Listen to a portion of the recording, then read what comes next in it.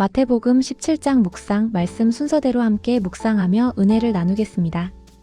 오늘 우리가 함께 묵상할 내용은 예수님의 변형 사건입니다. 이 사건은 제자들이 예수님의 순환 예고에 혼란스러워할 때 그들에게 위로와 용기를 주는 중요한 의미를 지니고 있습니다. 배경 이해. 마태복음 17장은 예수님의 변형 사건을 중심으로 이야기가 전개됩니다. 예수님께서는 베드로, 야고보, 요한을 데리고 높은 산에 올라가셨습니다.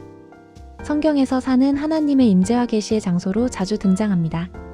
이 특별한 장소에서 예수님은 제자들에게 당신의 영광스러운 모습을 드러내십니다. 변형 사건 1-8절. 예수님의 모습이 변형되어 얼굴이 해같이 빛나고 옷이 빛과 같이 휘어졌습니다. 이는 예수님의 신성, 즉 하나님으로서의 성질을 드러내는 장면입니다. 이 광경은 제자들에게 예수님이 단순한 인간 이상의 존재임을 분명하게 보여줍니다. 모세와 엘리야가 나타나 예수님과 대화를 나누었습니다. 모세는 율법을, 엘리야는 선지자를 상징하며 예수님 안에서 율법과 예언이 성취되었음을 나타냅니다. 또한 그들은 장차 예수님께서 십자가에서 죽으시고 부활 승천하실 것을 보여줍니다. 모세와 엘리야의 등장은 예수님이 구약의 약속을 완성하시는 분임을 증거합니다. 하늘에서 이는 내 사랑하는 아들이여. 내 기뻐하는 자니 너희는 그의 말을 들으라는 하나님의 음성이 들렸습니다. 이는 예수님이 하나님의 아들이심을 확증하는 음성입니다. 이 음성은 예수님의 권위와 중요성을 강조하며 제자들에게 예수님의 말씀을 따르라고 명령합니다. 베드로가 초막셋을 지어 예수님, 모세, 엘리야를 위해 기념하고자 제안했지만 하나님의 음성이 들려 제지되었습니다. 이는 예수님만이 유일한 구원자이심을 드러내는 부분입니다. 베드로의 제안은 인간적인 열심에서 비롯된 것이었지만 하나님의 뜻과는 달랐습니다. 제자들의 반응과 예수님의 가르침 9-13절. 제자들은 두려워 엎드렸고 예수님은 그들을 일으켜 세우시며 두려워하지 말라고 말씀하셨습니다. 예수님은 제자들을 안심시키시고 그들에게 필요한 위로를 주셨습니다. 예수님은 제자들에게 인자가 죽은 자 가운데서 살아나기 전에는 본 것을 아무에게도 말하지 말라고 명하셨습니다. 이는 예수님의 십자가 사역과 부활의 중요성을 강조하는 부분입니다. 예수님은 제자들에게 당신의 고난과 부활을 미리 알리시고 그들이 믿음을 굳건히 하도록 도우셨습니다. 제자들이 엘리야가 먼저 와야 한다는 서기관들의 가르침에 대해 질문하자 예수님은 엘리야가 이미 왔으며 세례 요한이 바로 그 엘리야라고 설명하셨습니다. 세례 요한 역시 고난을 받았으며 예수님 또한 고난의 길을 걸어가실 것을 암시합니다. 예수님은 세례 요한의 사역을 통해 당신의 오심을 예비하셨고 그 역시 고난을 받을 것을 예고하셨습니다. 묵상 포인트. 예수님의 신성 변형 사건을 통해 예수님이 하나님의 아들이심을 묵상합니다.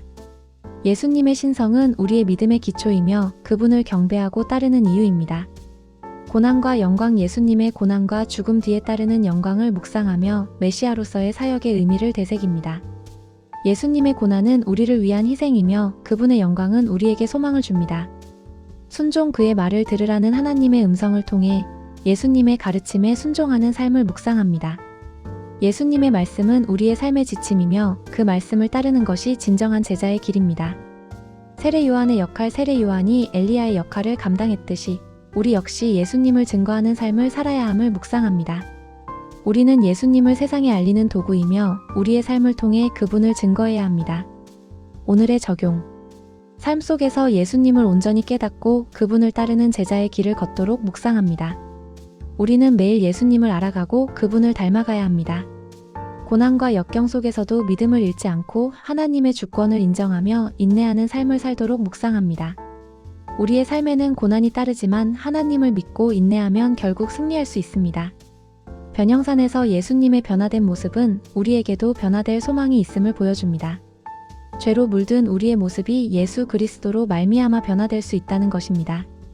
우리는 날마다 십자가 앞에서 우리의 죄를 회개하고 성령님의 도우심을 구하며 변화를 간구해야 합니다. 예수님의 변화된 모습은 또한 장차 우리가 누릴 영광을 미리 보여주는 것입니다. 썩어질 육체를 입고 사는 우리는 장차 썩지 아니할 몸으로 변화될 것입니다. 슬픔과 고통, 죽음이 없는 영원한 나라에서 우리는 영원토록 주님과 함께 살게 될 것입니다. 이러한 소망을 품고 우리는 이 세상을 살아가는 동안 믿음을 굳게 지켜야 합니다. 마지막으로 변형산 사건은 우리에게 예수 그리스도만을 바라보라는 메시지를 전달합니다. 베드로는 예수님과 모세, 엘리야를 동일한 위치에 두려고 했습니다. 그러나 하나님께서는 이는 내 사랑하는 아들이여. 내 기뻐하는 자니 너희는 그의 말을 들으라고 말씀하시며 예수님만이 우리의 유일한 구원자이심을 분명히 하셨습니다. 우리는 오직 예수 그리스도만을 믿고 그분의 말씀에 순종하며 살아야 합니다.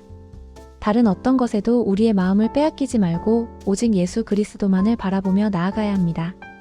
사랑하는 여러분, 오늘 우리는 마태복음 17장의 변형산 사건을 묵상하며 예수 그리스도의 신성과 영광, 그리고 그분을 따르는 제자의 삶에 대해 깊이 생각해 보았습니다. 이 묵상을 통해 우리의 믿음이 더욱 굳건해지고 우리의 삶이 예수 그리스도를 닮아가는 복된 삶이 되기를 간절히 축원합니다. 아멘.